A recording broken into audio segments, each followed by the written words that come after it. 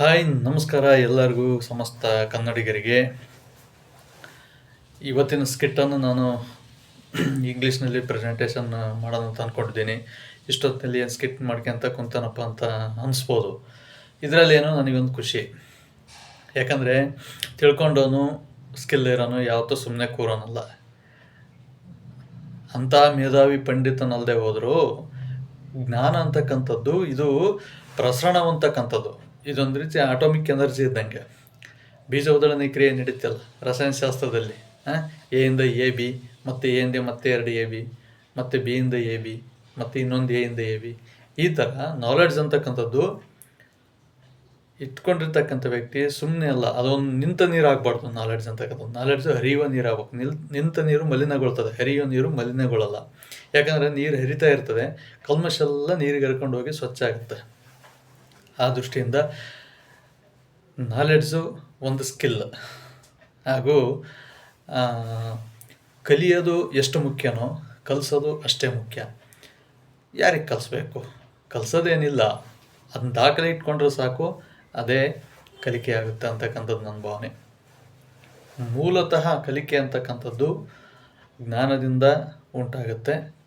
ಕಲಿಯುವುದ್ರ ಜೊತೆಗೆ ಕಲಿಸುವುದು ಎರಡು ಒಂದೇ ನಾಣ್ಯದ 2 ಮುಖಗಳಿದ್ದಂತೆ, ಅಥವಾ ಒಂದೇ ತಕ್ಕಡಿಯ ಸಮನಾದ ತೂಕದ 2 ವಸ್ತುಗಳಿದ್ದಂತೆ. ಸೊ ಅದು ಕಾನ್ಸೆಪ್ಟ್ ಏನೇ ಇರಲಿ, ನಾನು ಈ ಸ್ಕಿಟ್ಕಲ್ಲಿ ಮಾತಾಡ್ತಕ್ಕಂಥ ಪ್ರೆಸೆಂಟೇಷನ್ ಮಾಡ್ತಕ್ಕಂಥ ವಿಷಯ ಉದ್ಯೋಗ, ಶಿಕ್ಷಣ ಮತ್ತು ಮಾರುಕಟ್ಟೆ.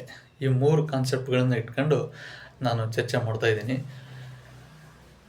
ದೃಕ್ ಮತ್ತು ಶ್ರವಣ ವಿಜುವಲ್ ಎಫೆಕ್ಟ್ ಹೆಚ್ಚು ಇರ್ತಕ್ಕಂಥ ಈ ಸೊಸೈಟಿಯಲ್ಲಿ, in this society nowadays so many sectors, the technology and internet and online mass used in various sector and various areas. So what are the purpose of these events? What are the qualities of this event? What are the qualities of these events? What are the uses of this event? Education, market and employment, these are all mainly important aspects in every human life. The every human without living life, these are all 3 events mainly. One is education, second employment, third one is market. So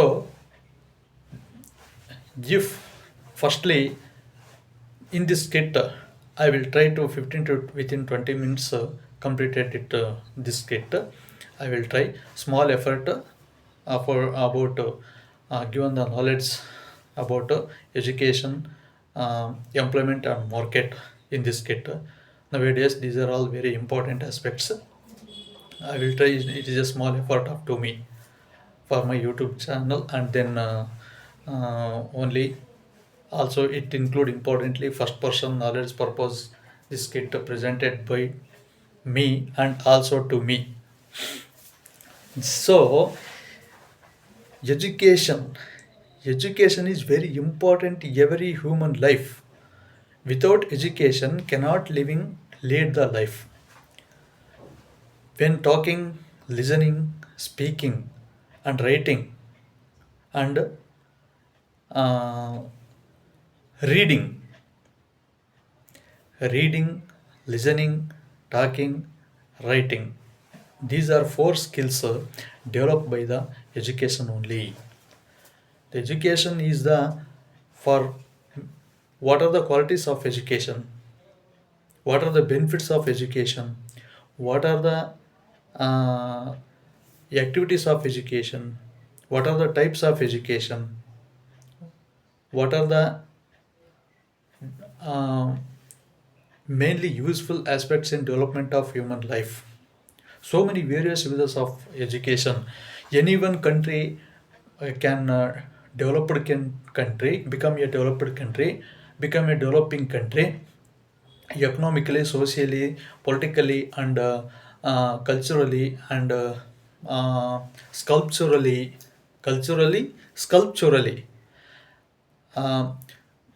Concentrates a difference between in these 2 words. Sculpture means engineering sector, and culture means living of community lifestyle sector. Main difference between in these two words.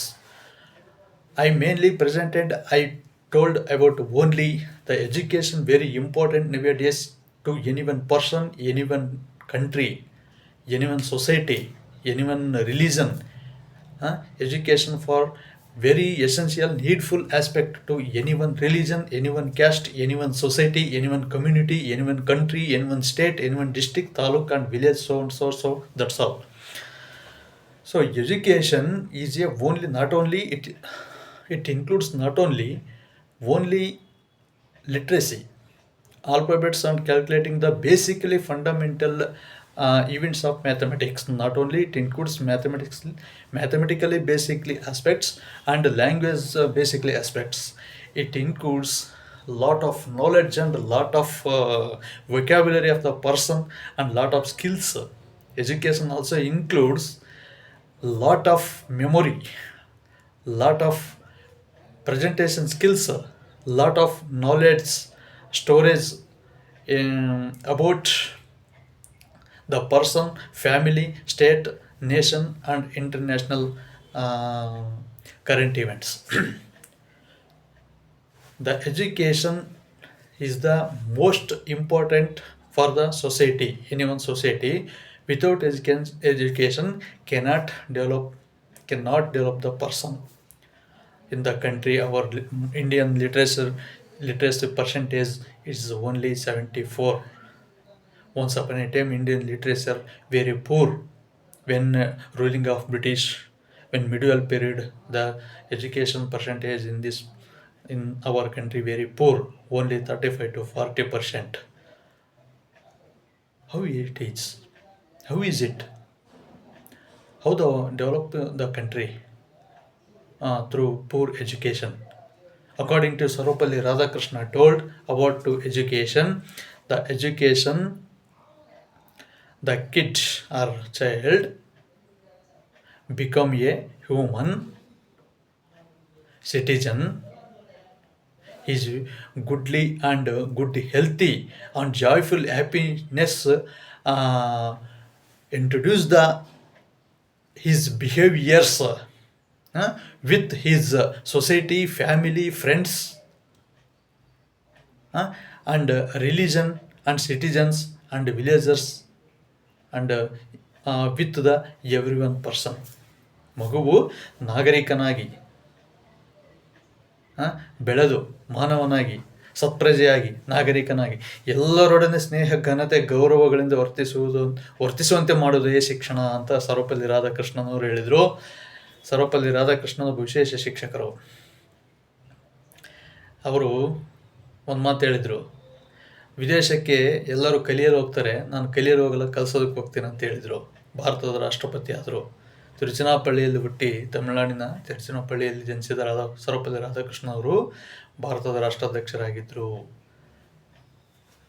ಆ ಶಿಕ್ಷಣದ ಮಹತ್ವವನ್ನು ಕುರಿತು ಸ್ವಾಮಿ ವಿವೇಕಾನಂದರು ಹೇಳಿದರೆ, ಭಾರತೀಯ ಪಾಶ್ಚಿಮಾತ್ಯರು ಮತ್ತು ಭಾರತೀಯ ಶಿಕ್ಷಣ ತಜ್ಞರು ಶಿಕ್ಷಣದ ಬಗ್ಗೆ ಹೇಳಿದ್ದಾರೆ. ಮೆಕಲ್ ಆಗಿರ್ಬೋದು, ವಿವೇಕಾನಂದ, ರವೀಂದ್ರನಾಥ್ ಠಾಗೂರ್, ಮತ್ತು ರೂಸೋ ಆಗಿರ್ಬೋದು, ಪೆಸ್ಟಾಲಜಿ ಆಗಿರ್ಬೋದು, ಜಾನ್ ಡ್ಯೂಯಿ ಆಗಿರ್ಬೋದು, ಮಾಂಟೆಸರಿ, ಮೇಡಮ್ ಮರಿಯಾ ಮಾಂಟೆಸರಿ ಆಗಿರ್ಬೋದು. ಅವರು ಮಾಂಟೆಸರಿ ಸ್ಕೂಲ್ ಅಂತೇಳಿ ಪ್ರತ್ಯೇಕವಾಗಿ ಮಾಡಿದ್ದಾರೆ. ಅಷ್ಟೇ ಅಲ್ಲ, ಭಾರತದಲ್ಲಿ ಮಹಾತ್ಮ ಗಾಂಧೀಜಿ ವಾರ್ಧಾ ಶಿಕ್ಷಣ ಪ್ರತಿಪಾದನೆ ಮಾಡಿದರು. ಸರ್ವಪಲ್ಲಿ ರಾಧಾಕೃಷ್ಣನ್ ಕೆಲವೊಂದು ಕಮಿಷನ್ಗಳು ಶಿಕ್ಷಣದ ಬಗ್ಗೆ ಎಲ್ಲ ಹೇಳಿದವು. ಒಂದು ದೇಶ ಬೆಳವಣಿಗೆ ಹೊಂದಬೇಕಂದ್ರೆ ಶಿಕ್ಷಣದಿಂದ ಮಾತ್ರ ಸಾಧ್ಯ. in the Indian literacy percentage only 74%, when it is 100% or 95, 96, 98%, India on that day developed country. India is not developed country. India is a only developing country in all sectors, economic sectors, political sectors, democratical and socially, culturally, economically, and then financially, and then peaceful and peace system of the society, and follow up and protection of the legal activities. ಕಾನೂನು ವ್ಯವಸ್ಥೆ ಶಾಂತಿ ಸುಭದ್ರತೆಯಲ್ಲಿ ಒಂದು ದೇಶ ಬೆಳವಣಿಗೆ ಆಗ್ಬೇಕಂತಂದರೆ ಶಿಕ್ಷಣದಿಂದ ಮಾತ್ರ ಸಾಧ್ಯ. ಅದು ಬಿಟ್ಟು ಬೇರೆ ಯಾವ ಒಂದು ಕ್ಷೇತ್ರ ಇಲ್ಲ. ಶಿಕ್ಷಣ, ಭಾರತ ಯಾವತ್ತು 100% ಎಜುಕೇಷನ್ ಹೊಂದುತ್ತೆ ಅವತ್ತು ದೇಶ ಅಭಿವೃದ್ಧಿ ಹೊಂದುತ್ತೆ.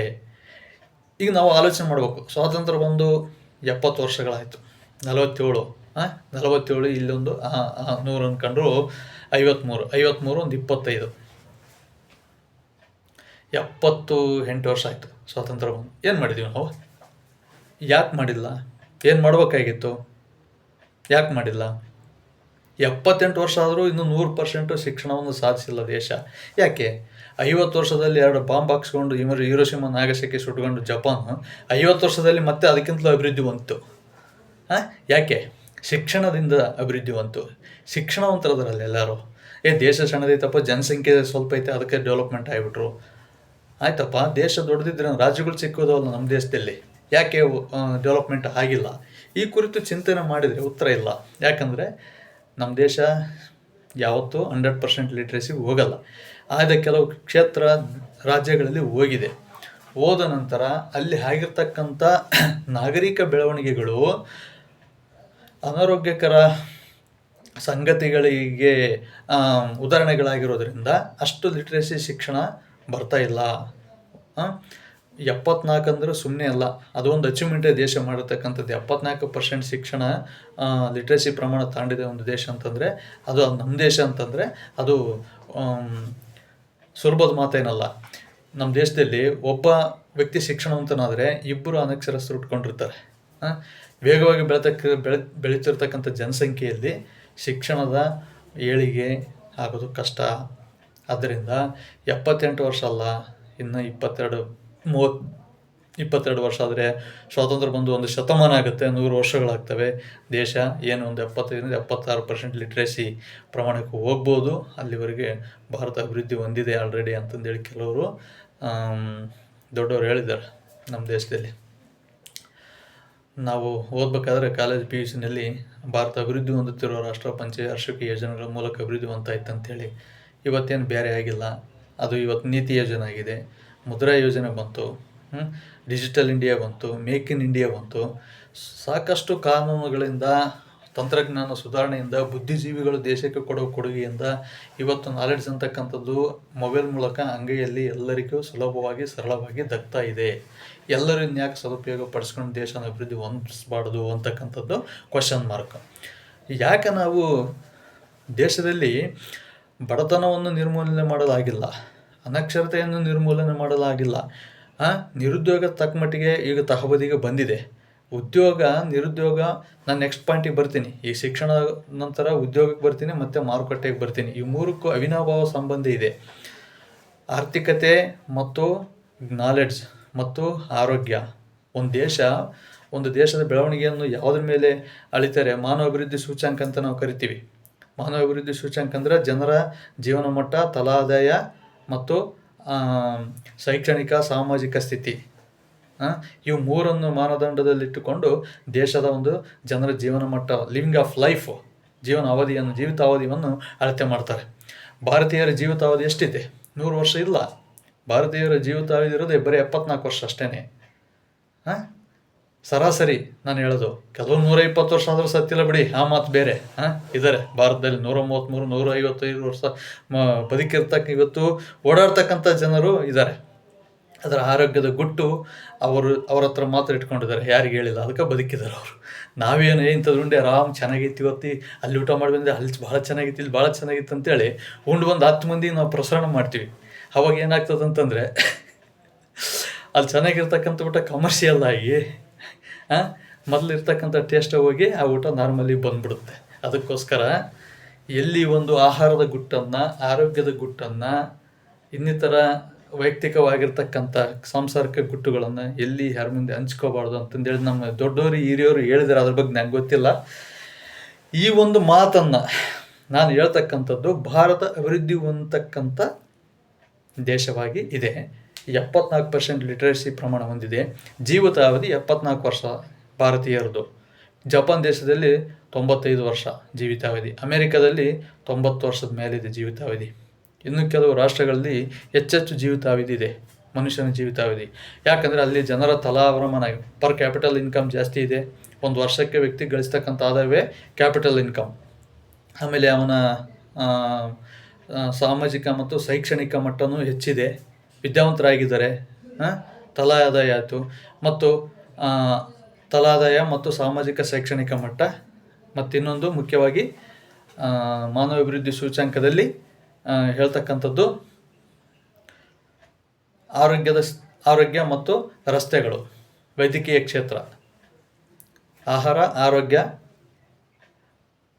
ಸಾಮಾಜಿಕ ಸಾಂಸ್ಕೃತಿಕ ಶೈಕ್ಷಣಿಕ ಮಟ್ಟ ಮತ್ತು ತಲಾವರಮಾನ. ಈ ಮೂರರಿಂದ ಜೀವಿತಾವಧಿ ಹೆಚ್ಚಿದೆ ಅಭಿವೃದ್ಧಿ ಹೊಂದಿದ ದೇಶಗಳಲ್ಲಿ, ಭಾರತದಲ್ಲಿ ಇಲ್ಲ. ಮುಖ್ಯವಾಗಿ ಮನುಷ್ಯರು ಅಭಿವೃದ್ಧಿ ಹೊಂದಬೇಕಂತಂದರೆ ಪ್ರತಿಯೊಬ್ಬರು ಪದವೀಧರರಾಗಿರ್ಬೇಕು, ಸ್ನಾತಕೋತ್ತರ ಪದವೀಧರರಾಗಿರ್ಬೇಕು. ಈಗಿದ್ದಾಗ ಮಾತ್ರ ಒಂದು ಬ್ರಾಡ್ ಕಾನ್ಸೆಪ್ಟು, ಬ್ರಾಡ್ ನಾಲೆಡ್ಜು ಬರಲು ಸಾಧ್ಯ. ಕೂಪಮಂಡೂಕ ಅಂತ ಕರೀತಾರೆ, ಬಾವಿ ಕಪ್ಪೆಗಳು ಅಂತ ಹೇಳ್ತಾರೆ ನೋಡ್ರಿ. ಒಂದು ಕಪ್ಪೆ ಬಾಯಲ್ಲಿರುತ್ತೆ, ಇದೇ ತನ್ನ ಜಗತ್ತು, ಇದಕ್ಕಿಂತ ದೊಡ್ಡ ಜಗತ್ತಿಲ್ಲ ಅಂತ ಅಂದ್ಕೊಂಡಿರುತ್ತೆ. ಆದರೆ ಬಾಯಿಂದ ತೆಗೆದು ಹೊರಗೆ ಹಾಕಿ ಸಮುದ್ರಕ್ಕೆ ಬಿಟ್ಟಾಗ ಇಲ್ಲಿ ಎಷ್ಟೊಂದು ಬಾವಿಗಳು ಸೇರಿದಾವೆ ಅಂತ ಅನ್ಕತ್ತೆ. ಹಾಗೆ ನಾಲೆಡ್ಜ್ ಅಂತಕ್ಕಂಥದ್ದು ಪಡಿತಾ ಹೋದಂಗೆಲ್ಲ ಸಮುದ್ರದಷ್ಟು ವಿಸ್ತಾರವಾಗುತ್ತೆ. ಸೊ ಇದು ಶಿಕ್ಷಣ ಅಂತಕ್ಕಂಥದ್ದು. ಇವತ್ತು ಭಾರತ ದೇಶದಲ್ಲಿ ಸಾಕಷ್ಟು ಯೋಜನೆಗಳನ್ನು NEP ಬಂತು, 1986ರಲ್ಲಿ NEP ಬಂತು, ನ್ಯಾಷನಲ್ ಎಜುಕೇಷನ್ ಪಾಲಿಸಿ ಬಂತು. ಪ್ರಧಾನಮಂತ್ರಿಗಳಾಗಿರ್ತಕ್ಕಂಥ ಡಾಕ್ಟರ್ P. ನರಸಿಂಹರಾವ್ ಅವರು ಕ್ರಾಂತಿಯನ್ನು ಮಾಡಿದರು. ಜಾಗತಿಕ ಬೆಳವಣಿಗೆಯಲ್ಲಿ LPG ಮಾಡಿದರು, ಲಿಬರಲೈಸೇಷನ್, ಪ್ರೈವೇಟೈಸೇಷನ್ ಮತ್ತು ಗ್ಲೋಬಲೈಸೇಷನ್ ಅಂತಂದೇಳಿ, ಉದಾರೀಕರಣ, ಖಾಸಗೀಕರಣ ಮತ್ತು ಜಾಗತೀಕರಣ ಅಂತೇಳಿ ಒಂದು ಮಾರುಕಟ್ಟೆಯನ್ನು ಗ್ಲೋಬಲ್ ಲೆವೆಲ್ಗೆ ತಗೊಂಡೋದ್ರು. ಅಂದರೆ ಆರ್ಥಿಕ ಸಡಿಲಿಕೆಯನ್ನು ಕೊಟ್ಟರು, ಉದಾರೀಕರಣ ನೀತಿಯನ್ನು ತಂದಿದ್ರು ಅರ್ಥಶಾಸ್ತ್ರದಲ್ಲಿ. ನಾನು ಇದುವರೆಗೆ ಶಿಕ್ಷಣದ ಬಗ್ಗೆ ಹೇಳಿದೆ, ಈಗ ನಾನು ಆರ್ಥಿಕತೆ ಬಗ್ಗೆ ಬರ್ತೀನಿ. ಸ್ಕಿಟ್ಟಲ್ಲಾಲೆ 17 ನಿಮಿಷ ಆಯಿತು. ಇನ್ನು ಶಿಕ್ಷಣ, ಉದ್ಯೋಗ, ಮಾರುಕಟ್ಟೆ. ನಾನು ಮಾರುಕಟ್ಟೆ ಬಗ್ಗೆ ಹೇಳ್ತೀನಿ, ಆನಂತರ ಉದ್ಯೋಗ, ಮಾರುಕಟ್ಟೆಗೆ ಬಂದ ನಂತರ ಉದ್ಯೋಗವನ್ನು ವಿಶ್ಲೇಷಣೆ ಮಾಡ್ತೀನಿ. ಮಾರುಕಟ್ಟೆ ಅಂತಕ್ಕಂಥದ್ರೆ ಪ್ರತಿಯೊಬ್ಬ ಮನುಷ್ಯ ಆರ್ಥಿಕವಾಗಿ ಸಬಲನಾಗಿರುವುದೇ ಮಾರುಕಟ್ಟೆ ವ್ಯವಸ್ಥೆ. ಹೇಗೆ? ಆರ್ಥಿಕತೆ ಅಂದ್ರೇನು? ಯಾರು ಈ ಪದವನ್ನು ಹುಟ್ಟಾಕಿದ್ರು? ಇದನ್ನ ಯಾಕೆ ತಿಳ್ಕೊಬೇಕು ನಾವು? ಎಕನಾಮಿಕ್ಸ್ ಅಂದ್ರೇನು? ಬೆಲೆಗಳು ಅಂದ್ರೇನು? ದರಗಳು ಅಂದ್ರೇನು? ವಸ್ತುಗಳು ಅಂದ್ರೇನು? ಉತ್ಪಾದನೆ ಅಂದ್ರೇನು? ಹಂಚಿಕೆ ಅಂದ್ರೇನು? ವಿತರಣೆ ಅಂದ್ರೇನು? ಕನ್ಸ್ಯೂಮಿಂಗ್ ಅಂದ್ರೇನು? ಇವೆಲ್ಲ ಬಗ್ಗೆ ನಾಲೆಡ್ಜ್ ಇದ್ದರೆ ಅದನ್ನ ನಾವು ಎಕನಾಮಿಕ್ಸ್ ಅಂತ ಕರಿತೀವಿ. ಮಾರ್ಕೆಟ್ ರೇಟ್ ಏನಂತ, ನಾವು ಯಾವುದೇ ವಸ್ತುಗಳು ಬೆಲೆಗಳು ಏರ್ತಾವಾದರೆ ಅದು ಹಣದುಬ್ಬರ ಅಂತ ಕರಿತೀವಿ. ಅದನ್ನೇ ಒಂದು ಸಣ್ಣ ವಸ್ತುವನ್ನು, ಒಂದು 100 ಗ್ರಾಮ್ ವಸ್ತು ತೆಗೆದುಕೊಂಡು ಬರಲು 1000 ಗ್ರಾಮ್ ದುಡ್ಡನ್ನು ಹೊತ್ಕೊಂಡು ಹೋದ್ರಂತೆ. ಅಲ್ಲಿ ಹಣದ ಮೌಲ್ಯ ಎಲ್ಲಿವರೆಗೂ ಇರುತ್ತೋ ಅಲ್ಲಿವರೆಗೆ ದೇಶದ ಅರ್ಥವ್ಯವಸ್ಥೆ ಸುಭದ್ರವಾಗಿರುತ್ತೆ. ಯಾವಾಗ ಹಣದ ಮೌಲ್ಯ ಕಡಿಮೆ ಆಗಿ ವಸ್ತುಗಳ ಬೆಲೆಗಳ ಮೌಲ್ಯ ಜಾಸ್ತಿ ಆಗ್ತದೋ ಅಲ್ಲಿ ದೇಶ ಕುಸಿತಾ ಇದೆ ಅಂತ ಅರ್ಥ. ಯಾರು ಎಂಥ ಆಳ್ವಿಕೆ ಮಾಡಿದ್ರು, ಏನು ವರ್ಚಸ್ಸು ಬಂದರೂ ಆ ದೂರದ ಬೆಟ್ಟ ನುಣ್ಣಿಗಿದ್ದಂಗೆ ಅದು ಅಷ್ಟೇ. ನೋಡೋಕೆ ಮಾತ್ರ ಅಂದ ಚಂದ, ಹೊರಗೆಲ್ಲ ತಳುಕು ಒಳಗೆಲ್ಲ ಉಳುಕಂತ ಕರಿತಾರೆ ನೋಡ್ರಿ. ನಂದೇನೋ ಗೊತ್ತಿಲ್ಲ, ನಾನು ಯಾವುದೋ ಒಂದು ಸ್ಕಿಲ್ ಹೇಳ್ಬೇಕಂತಂದ್ರೆ ಕನ್ನಡದೊಂದು ನಾಣ್ಣುಡಿ ಬಂದ್ಬಿಡ್ತು ನನ್ನ ಬಾಯಲ್ಲಿ. ಹೊರಗೆಲ್ಲ ತಳುಕು ಒಳಗೆಲ್ಲ ಹುಳುಕು ಅಂತ ಒಂದು ಗಾದೆ ಇದೆ ಕನ್ನಡದಲ್ಲಿ. ದೂರದ ಬೆಟ್ಟ ನುಣ್ಣಿಗೆ, ನೋಡೋಕೆ ಸುಂದರವಾಗಿರುತ್ತೆ. ಹತ್ರ ಹೋದಾಗಲೇ ಕಲ್ಲು ಮುಳ್ಳುಗಳು ಕಾಣೋದು, ಅದರ ಹತ್ರ ಹೋದಾಗಲೇ ನಮಗೆ ಈ ರೀತಿ ಆಗಿಬಿಡುತ್ತೆ. ಯಾವತ್ತು ವಸ್ತುಗಳು ಉತ್ಪಾದನೆ ನಮಗೆ ಸರಾಗವಾಗಿ ದೊರೆಯುವಂತಿರಬೇಕು. ಹಣವನ್ನು ಭಕ್ತಿಯಿಂದ ಮುಟ್ಟಬೇಕು ಜನ. ಅಂಥ ಕಾಲ ಒಂದಿತ್ತು. ಪೈಸೆಗಳನ್ನು ಬಳಸಿ ನಾವು ಸ್ಟೋರಲ್ಲಿ ತಿನಿಸುಗಳನ್ನು ತೆಗೆದುಕೊಂಡು ತಿಂದಿದ್ದೀವಿ. 5 ಪೈಸೆ 10 ಪೈಸೆಯನ್ನು ಬಳಸ್ಕೊಂಡು ತಿಂದಿದ್ದೀವಿ ಬಾಲ್ಯದಲ್ಲಿ. 1ನೇ ತರಗತಿ 2ನೇ ತರಗತಿ ಓದಬೇಕಾದ್ರೆ. ಸರ್ಕಾರಿ ಶಾಲೆಗಳಲ್ಲಿ ಈಗ ನಂಗೆ ಸೈಕಲ್ ಇಲ್ಲ, ಬುಕ್ಸ್ ಫ್ರೀ ಇಲ್ಲ, ಯೂನಿಫಾರ್ಮ್ ಫ್ರೀ ಇಲ್ಲ, ಹೆಚ್ಚು ಸ್ಕಾಲರ್ಶಿಪ್ ಇಲ್ಲ. 100 ರೂಪಾಯಿ ಅದು ವರ್ಷಕ್ಕೆ ಬಂದರೆ ಅದು ಹಬ್ಬವೋ ಹಬ್ಬ, 1000 ರೂಪಾಯಿ ಇದ್ದಂಗೆ. ಅದೇ ನಿಜವಾದ ಹಬ್ಬ. ನಾ ಹಬ್ಬಗಳೇ ಮಾಡಿಲ್ಲ, ಆ ವಿಷಯ ಬಿಡಿ. ನಾನು ಹಬ್ಬ, ಈ ಕಾರ್ಯಕ್ರಮ ಹರಿದಿನಗಳು ನಾನು ಅಟೆಂಡ್ ಆಗೋದೇ ಇಲ್ಲ. ಫಸ್ಟ್ ಆಫ್ ಆಲ್ ನನಗೆ ಹಬ್ಬ ಏನಪ್ಪ ಅಂತಂದ್ರೆ ನಾನು ಸ್ಯಾಲ್ರಿ ಆದ ದಿನ ನನಗೆ ಹಬ್ಬ ಅಷ್ಟೇ. ಅದನ್ನ ವೈಜ್ಞಾನಿಕವಾಗಿ ಖರ್ಚು ಮಾಡ್ತಕ್ಕಂಥ ಉದ್ದೇಶಗಳಿಗೆ ಖರ್ಚು ಮಾಡ್ತೀವಿ, ಅದು ಮುಖ್ಯ. ವೈಜ್ಞಾನಿಕತೆ ಬರುತ್ತೆ, 3ರಿಂದ ವೈಜ್ಞಾನಿಕ ಬರುತ್ತೆ. ವಿಜ್ಞಾನ, ದೇವರು, ವೈದ್ಯಕೀಯ ಜ್ಞಾನ, ವಿಜ್ಞಾನ, ತಂತ್ರಜ್ಞಾನ, ಇವುಗಳನ್ನು ತಿಳ್ಕೋಬೇಕು. ಸೊ ನಾನು ಏನು ಹೇಳ್ತಾ ಇದ್ದೆ, ಈ ವಸ್ತುಗಳನ್ನು ತ್ಯಾಗವಾಗಿ ಕೊಟ್ಟು ಭಕ್ತಿಯಿಂದ ಹಣವನ್ನು ಇಸ್ಕೋಬೇಕು. ಅದು ಹಣಕ್ಕಿರುವ ಮೌಲ್ಯ, ಅದು ಹಣಕ್ಕಿರುವ ಬೆಲೆ. ಒಂದು ರೂಪಾಯಿ ಮೌಲ್ಯವನ್ನು ಹೆಚ್ಚು ಹೊಂದಿದೆ ಅಂತ ಯಾವಾಗ ಅಂತೀವಿ ನಾವು? 33 ರೂಪಾಯಿಗಳನ್ನು ಕೊಟ್ಟರೆ $1 ಸಮ ಇತ್ತು 1998ರಲ್ಲಿ. ನೆನಪಿದೆ ನನಗೆ. 1998ರಲ್ಲಿ ನಮ್ಮ ಅರ್ಥಶಾಸ್ತ್ರ ಉಪನ್ಯಾಸಕರು ನಾರಾಯಣ ಸರ್ ಹೇಳ್ತಿದ್ರು ನನಗೆ, 34 ರೂಪಾಯಿಗಳನ್ನು ಕೊಟ್ಟರೆ $1 ಕೊಡ್ತಾರೆ ಅಮೇರಿಕಾದಲ್ಲಿ ಅಂತೇಳಿ. ಆದರೆ ಇವತ್ತು ಏನಾಗಿದೆ? 95 ರೂಪಾಯಿ ಅಲ್ಲ, 100 ದಾಟಿಬಿಟ್ಟಿದೆ. 95 ರೂಪಾಯಿ 85 ರೂಪಾಯಿ ಆಗಿದೆ. ಇತ್ತೀಚೆಗೆ 100 ದಾಟಿದಿಲ್ಲ, ಗೊತ್ತಿಲ್ಲ. 85 ರೂಪಾಯಿ ಕೊಟ್ಟರೆ $1. ಎಷ್ಟು ವ್ಯತ್ಯಾಸ? 50 ರೂಪಾಯಿ ವ್ಯತ್ಯಾಸ ಆಯಿತು. ಸೊ ನಾವು ಮಾಡಿರ್ತಕ್ಕಂಥ ಸಾಧನೆ ಇದು. ಎಷ್ಟು ವರ್ಷದಲ್ಲಿ? 27 ವರ್ಷದಲ್ಲಿ. 1998ಕ್ಕೂ 2025ಕ್ಕೂ ವ್ಯತ್ಯಾಸ 27 ವರ್ಷ ಆಯಿತು. ಏನು ಸಾಧನೆ ಮಾಡಿಬಿಟ್ಟಿದ್ವಿ, ಏನು ಮಾಡಿ ಹಾಕಿದ್ದೀವಿ ನಾವು ಆರಿಸಿ ಕಳಿಸಿರ್ತಕ್ಕಂಥವ್ರು ಬೇಡ, ಆ ವಿಷಯ ಮಾತಾಡೋದು ಬೇಡ. ಪಕ್ಷ ವ್ಯಕ್ತಿ ಬಗ್ಗೆ ನಾನು ಯಾವ ಪಕ್ಷಾತೀತ ನಿಷ್ಪಕ್ಷಪಾತವಾಗಿ ಯಾರ ಮಿತ್ರನೂ ಅಲ್ಲ, ಯಾರ ಶತ್ರುವೂ ಅಲ್ಲ, ಯಾರ ವಿರೋಧಿಯೂ ಅಲ್ಲ, ಯಾರ ಪಂಥಕ್ಕೂ ಬಿದ್ದವನಲ್ಲ.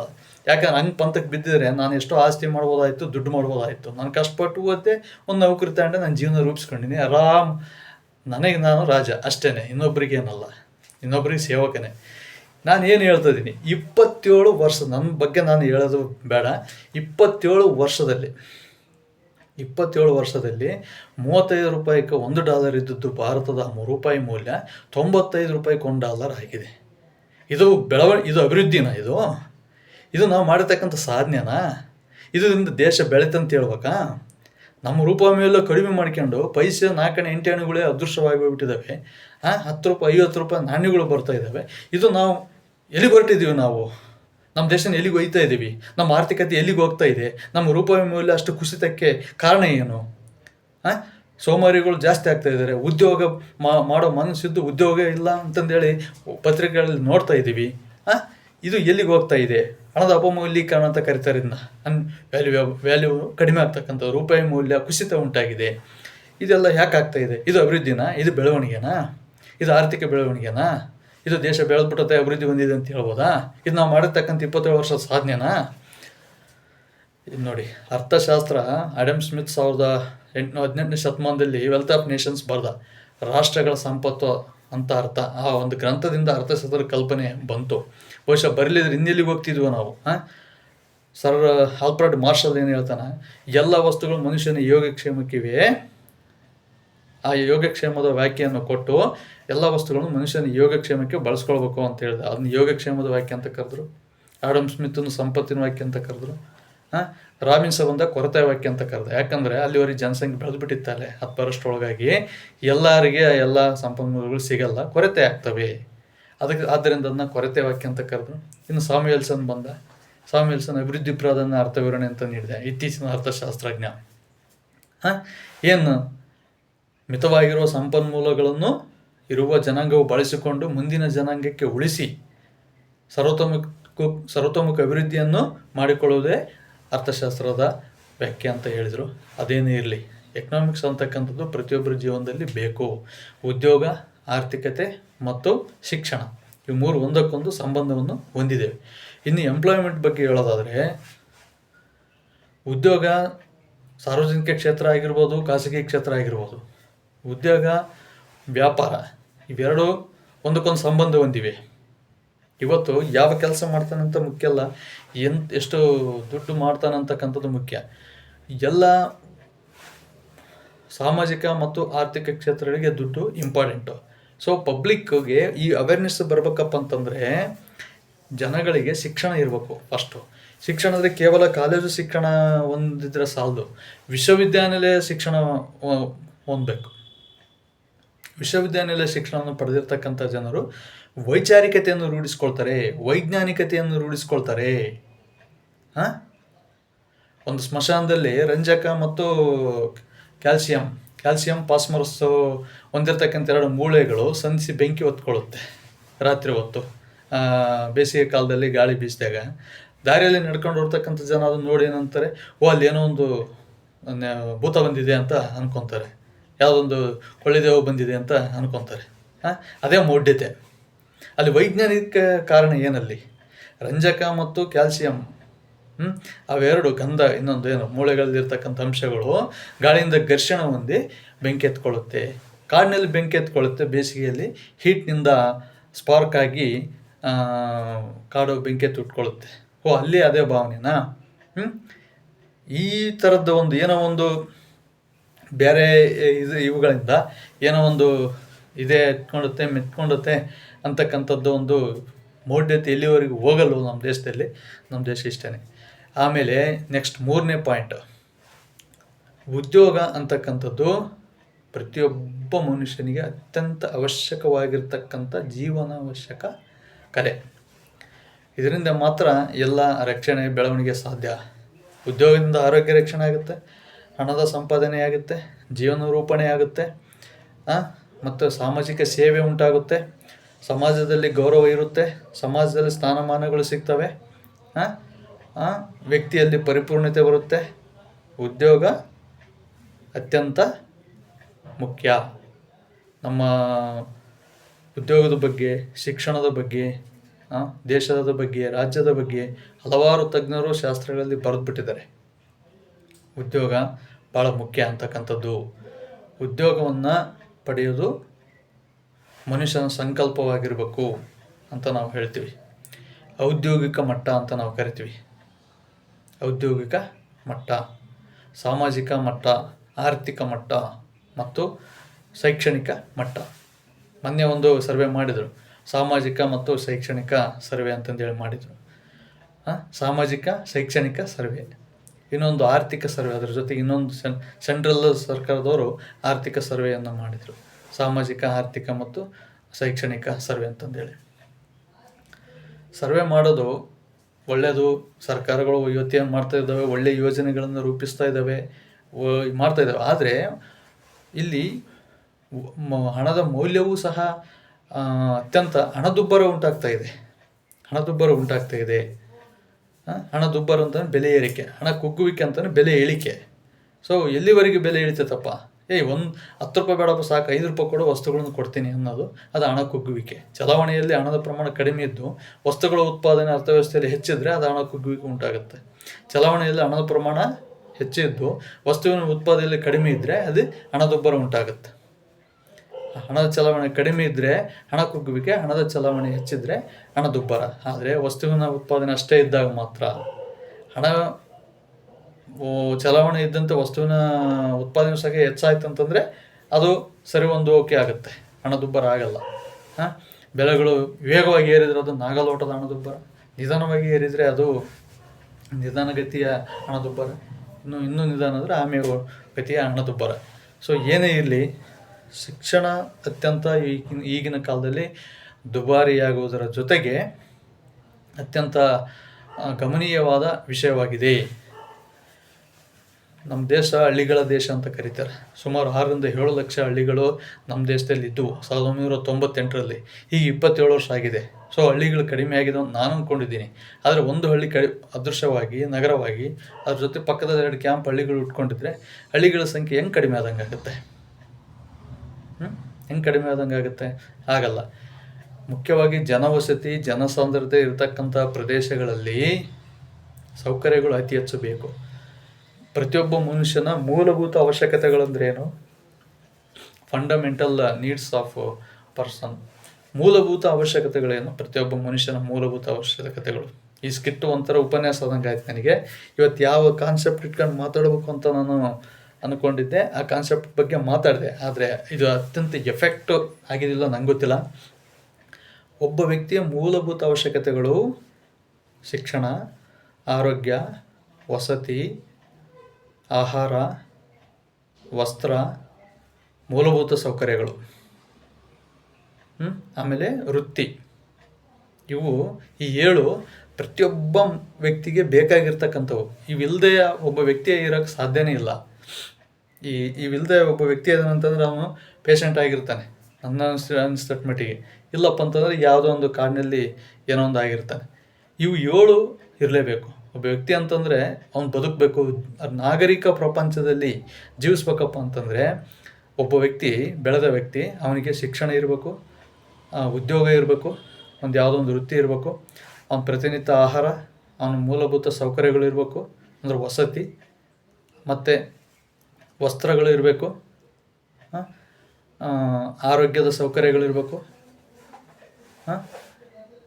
ಆಹಾರ, ವಸ್ತ್ರ, ವಸತಿ, ಉದ್ಯೋಗ, ವೃತ್ತಿ, ಆರೋಗ್ಯ, ಮೂಲಭೂತ ಸೌಕರ್ಯಗಳು, ಶಿಕ್ಷಣ, ಇವೆಲ್ಲವುಗಳು ಬರ್ಬೇಕಂತಂದರೆ ಶಿಕ್ಷಣದಿಂದ ಸಾಧ್ಯ. ಸೊ ಇವತ್ತಿನ ಶಿಕ್ಷಣ ವ್ಯವಸ್ಥೆಯಲ್ಲಿ ತಾಂತ್ರಿಕವಾಗಿರ್ತಕ್ಕಂಥ ಬೇರೆ ಭಾಷಾ ಮಾಧ್ಯಮಗಳಲ್ಲಿ ಅತಿ ಹೆಚ್ಚು ಶಿಕ್ಷಣವನ್ನು ಪಡೆದು ಯಾವುದೊಂದು ಕ್ಷೇತ್ರದಲ್ಲಿ ಇವತ್ತು ಏನಾಗ್ತಾಯಿದೆ ಅಂತಂದರೆ ಜಾಲಗಳು, ಅಂತರ್ಜಾಲ ಅಂತಕ್ಕಂಥದ್ದು ಜ್ಞಾನದ ಇಂಟರ್ನೆಟ್ ನಮಗೆ ನಾಲೆಡ್ಜ್ ಕೊಡುತ್ತೆ. ಆದರೆ ಮಾನವ ಜಾಲಗಳು ಅಂತ ಇರ್ತವೆ. ಇವು ಭಾಳ ಸೂಕ್ಷ್ಮವಾಗಿ ಇರ್ತಕ್ಕಂಥದ್ದು, ನಾವು ಊಹಾತ್ಮಕವಾಗಿ ಹೇಳಿರ್ತಕ್ಕಂಥದ್ದು. ಇದು ನಾಗರಿಕನಾಗಿ ಒಳ್ಳೆಯ ಉದ್ಯೋಗವನ್ನು ಪಡೆದು ಒಳ್ಳೆಯ ವ್ಯಕ್ತಿಯಾಗಿ ಬದುಕಬೇಕು. ನಾಗರಿಕನಾಗಿ ಅದು ಉದ್ಯೋಗ, ಸರಿಯಾದ ಉದ್ಯೋಗ. ಅವನು ಮಾಡ್ತಕ್ಕಂಥ ಕೆಲಸದಿಂದ ಇನ್ನೊಬ್ಬರಿಗೆ ತೊಂದರೆ ಆಗಬಾರ್ದು. ಇನ್ನೊಬ್ಬರ ಜೀವನಕ್ಕೆ ತೊಂದರೆ ಆದರೆ ಅದು ಒಳ್ಳೆಯ ಉದ್ಯೋಗ ಅಲ್ಲ. ಅವನ ಜೀವನ ಏಳಿಗೆ ಹೊಂದಬೇಕು, ಬೆಳವಣಿಗೆ ಹೊಂದಬೇಕು, ಅವನ ಕುಟುಂಬ ಏಳಿಗೆ ಹೊಂದಬೇಕು. ನಾನು ಈಗಾಗಲೇ ಹೇಳಿದೆ, ಇಂದಿನ XPM ಅವರು LPG ಜಾರಿಗೆ ತಂದರು 1991ರಲ್ಲಿ. ಉದಾರೀಕರಣ, ಜಾಗತೀಕರಣ ಮತ್ತು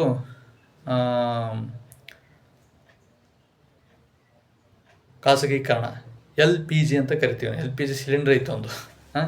LPG ಲಿಬರಲೈಜೇಷನ್, ಪ್ರೈವೇಟೈಸೇಷನ್ ಮತ್ತು ಗ್ಲೋಬಲೈಸೇಷನ್ ಅಂತ. ಥಿಂಕ್ ಗ್ಲೋಬಲಿ, ಆ್ಯಕ್ಟ್ ಲೋಕಲಿ ಅಂತ ಒಂದು ಗಾದೆ ಮಾತಿದೆ. ನಾವು ಜಾಗತಿಕವಾಗಿ ಆಲೋಚನೆ ಮಾಡಬೇಕು, ಸ್ಥಳೀಯವಾಗಿ ವರ್ತಿಸಬೇಕು ಅಂತೇಳಿ. ಅಂದ್ರೆ ನಾವು ಪ್ರಪಂಚದಲ್ಲಿ ಇವತ್ತು ಏನಾಗ್ತಾ ಇದೆ ಅನ್ನೋದು ಬ್ರೀಫಾಗಿ ನೋಡ್ಬೇಕು ನಾವು. ಅದರಿಂದ ನಮಗೇನು ಪ್ರಯೋಜನ ಇಲ್ಲ. ಆಮೇಲೆ ನಾವು ಪ್ರತಿನಿತ್ಯ ಬೆಳಗ್ಗೆ ಎದ್ದು ನಮ್ಮ ಕೆಲಸ ಮುಗಿಸ್ಕೊಂಡು ನಮ್ಮ ಕೆಲಸಗಳಿಗೆ ಹೋಗಬೇಕು. ಅದು ಲೋಕಲಿ.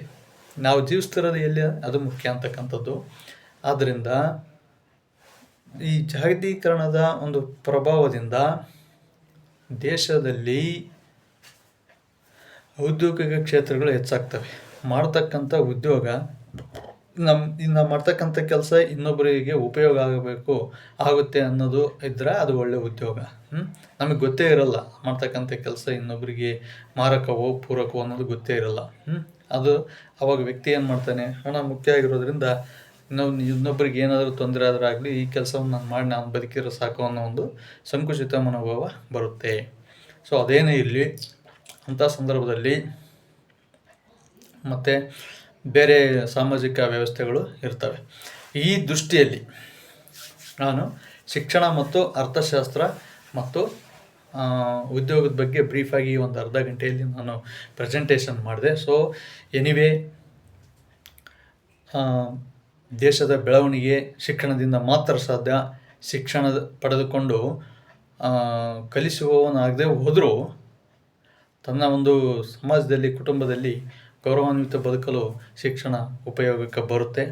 ಶಿಕ್ಷಣ ಅಂತಕ್ಕಂಥದ್ದು ಏಕೈಕ ಅಸ್ತ್ರ, ಮಾನವನ ಬೆಳವಣಿಗೆ ಇರಬೇಕಾಗಿರ್ತಕ್ಕಂಥ ಏಕೈಕ ಅಸ್ತ್ರ. ಶಿಕ್ಷಣದಿಂದ ಮನುಷ್ಯನ ಏಳಿಗೆ ಅಷ್ಟೇ ಅಲ್ಲ, ದೇಶದ ಏಳಿಗೆ ಆಗುತ್ತೆ, ಜಗತ್ತಿನ ಏಳಿಗೆ ಆಗುತ್ತೆ. ಶಿಕ್ಷಣವೇ ಶಕ್ತಿ ಅಂತ ಹಿಂದೆ ಒಂದು ನುಡಿಮುತ್ತಿತ್ತು. ಆದ್ದರಿಂದ ಎಲ್ಲರೂ ಲಿಟ್ರಸಿ ಇಡೀ ದೇಶವನ್ನು ಸುಶಿಕ್ಷಿತವಾಗಿ ಅತ್ಯಂತ ಹೈಯರ್ ಎಜುಕೇಷನ್ ಹೊಂದಿರಬೇಕು ಪ್ರತಿಯೊಬ್ಬ ವ್ಯಕ್ತಿ. ಆ ದೃಷ್ಟಿಯಿಂದ ಶಿಕ್ಷಣಕ್ಕೆ ಮಹತ್ವ ಇದೆ ಅಂತಕ್ಕಂಥದ್ದು ಈ ಸ್ಕಿಟ್ಟನ್ನು ಕನ್ಕ್ಲೂಸ್ ಮಾಡೋದಾದರೆ, ಸೊ ಶಿಕ್ಷಣ, ಉದ್ಯೋಗ ಮತ್ತು ಮಾರುಕಟ್ಟೆ ಒಂದಕ್ಕೊಂದು ಸಂಬಂಧ ಹೊಂದಿವೆ. ಮಾರುಕಟ್ಟೆ ಅನ್ನೋದು ವ್ಯಾಪಾರಕ್ಕೆ ಸಂಬಂಧಪಟ್ಟಿದೆ, ಶಿಕ್ಷಣ ಅನ್ನೋದು ಜ್ಞಾನಕ್ಕೆ ಸಂಬಂಧಪಟ್ಟಿದೆ. ಜ್ಞಾನ ಇದ್ದರೆ ಮಾತ್ರ ಉದ್ಯೋಗ ಇದ್ದರೆ ಮಾತ್ರ ವ್ಯಾಪಾರ. ಸೊ ಈ ಮೂರು ರೀಸೈಕ್ಲಿಂಗ್ ಇದ್ದಂಗೆ. ಅದರಿಂದ ಎಜುಕೇಷನ್ನು ತುಂಬ ಇಂಪಾರ್ಟೆಂಟು, ಅದನ್ನೆಲ್ಲ ಡೆವಲಪ್ಮೆಂಟ್ ಮಾಡೋಣ ಅಂತ ಹೇಳ್ತಾ ಈ ಸ್ಕಿಟ್ಟನ್ನು ಇಲ್ಲಿಗೆ ಎಂಡ್ ಮಾಡ್ತಾಯಿದ್ದೀನಿ. ಜೈ ಹಿಂದ್, ಜೈ ಕರ್ನಾಟಕ.